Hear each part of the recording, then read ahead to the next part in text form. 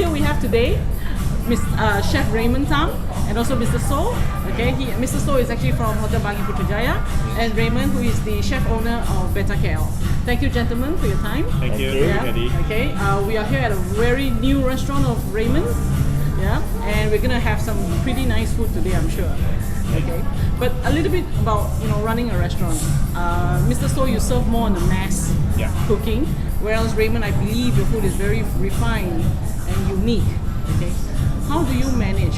What is important for you? My first question is, what is important for you when the customer comes in? On your side, for mass production, what is important for you when the customer comes in? Well, for me, from the very beginning, it's always getting the food out on time. When I first started my operation years ago, just a simple plate of fried rice, from the time of order to the time that we deliver the customer takes easily about half an hour. So for me now, it's come to a point that very importantly, how can we send it out within 10 minutes to 15 minutes? Okay. So for the masses, that's important. Yeah. And Raymond, for you, what is important for you when the customer comes in? Of course, the first view, because it's a restaurant, so the customer service is very important. Okay. And of course, the quality of the food is very important. Okay. But of course, yours is very much about speed, Mr. So, and yours, I believe, requires more time. refined, yeah. Still need the speed as well. Okay. Today's market, I mean, every restaurant or operator knows the biggest problem is manpower. Yes. It always goes back, regardless you are in mass or regardless you are in refined, right? So how do you, because when it comes to service, you've got to have people.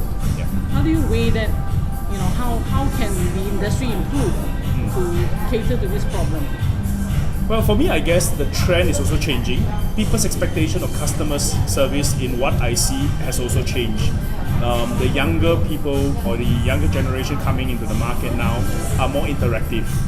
For example, the latest technology that I'm exploring is how do I put a QR code on the table and people place their order using their own phones.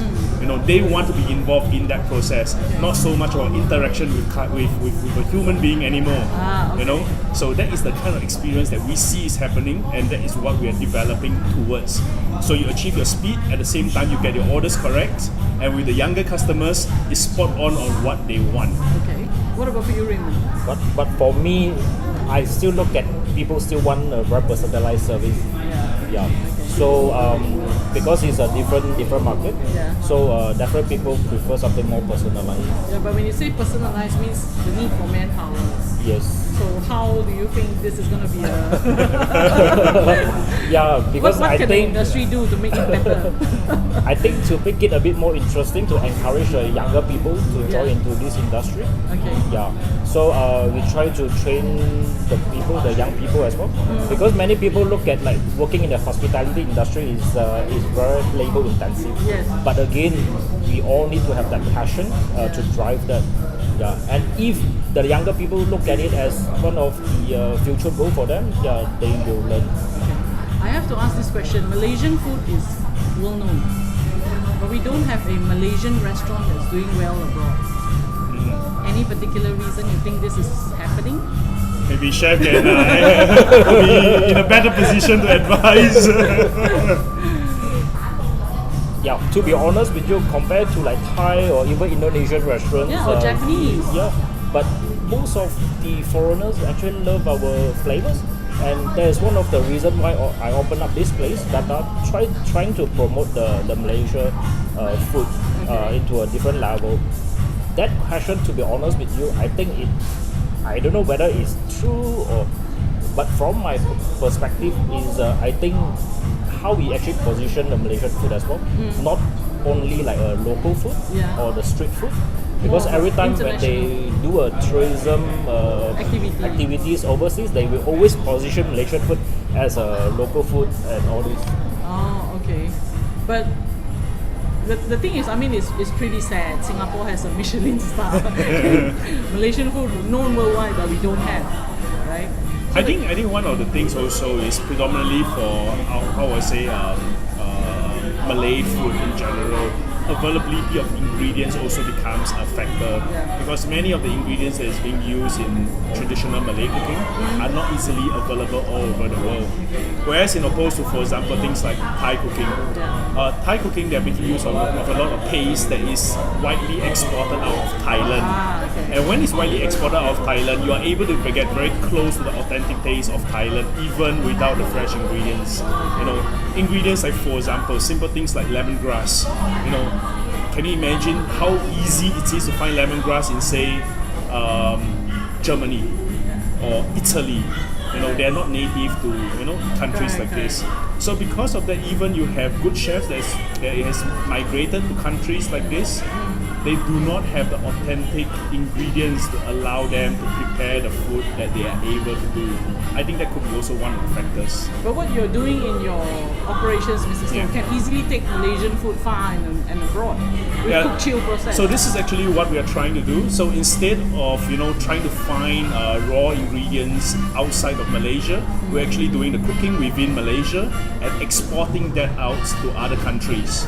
And hopefully that gives a little bit of traditional Malay taste or Malaysian taste to the rest of the world. Yeah. So, but what about, is it also the techniques of cooking that makes it complicated to carry the food over to another country? I mean, technology has, you know, you can roast Peking duck in an oven, you can do a lot of Asian cuisine in an oven like what you do. But is that one of the reasons why it's, you know, they think that if I open a restaurant there, it has to be so authentic that it has to have that kind of process? No? Well, the way I look at it is that, you know, like for example, if you talk about traditional Malay cuisines, a lot of them are involving stewing. So technique-wise, I don't think it's a huge issue, you know. And so with the right people abroad, with the right passion, if they have the right ingredient, chances is they'll be able to do it at home for themselves. But to scale it up into a restaurant operation, I don't think many people are ready for that. But on the other hand, you know, I've seen restaurants popping out all over the world. You know, for example, there is a Malaysian restaurant in London that I remember. I can't remember the Mawa or something like that. You know, that serve pretty decent Malaysian food. Not the best, but hey, you know what? It's not bad. It's not bad. Yeah. Okay. You know, it's a taste of home. You know. Yeah. So, last question here. Your dream for what you do, whether it's in Malaysian food or whether it's for as a business operator, what would be your dream?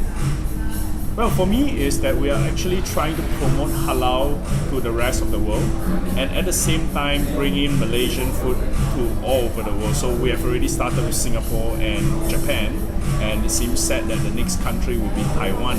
So I would hope that, you know, in future when I travel to other places, even for example I mentioned in Germany, I'll be able to have a taste of Malaysia, you know, halal, authentic Malaysian food, where all these countries are. What about for you, Raymond? Your dream? For me to promote Malaysian food in a different level, not only the authentic, but is to take modernization. Yes. So tonight we will try what's modernized Malaysian food. Well, looking forward to that. Okay, so thank you, gentlemen, for your time. Thank you, Teddy. We will definitely be back again. Sure. Thank you. See you, bye.